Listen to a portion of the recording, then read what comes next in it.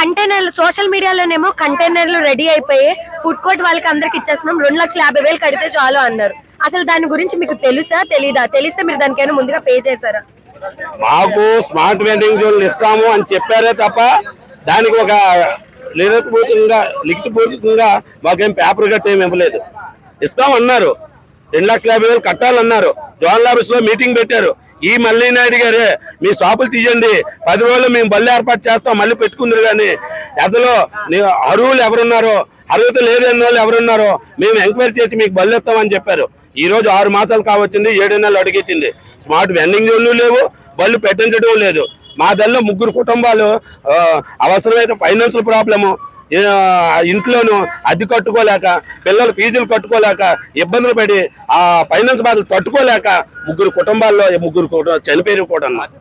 Heart attack ఒకరు ఈ విధంగా చనిపోయారు కూడా.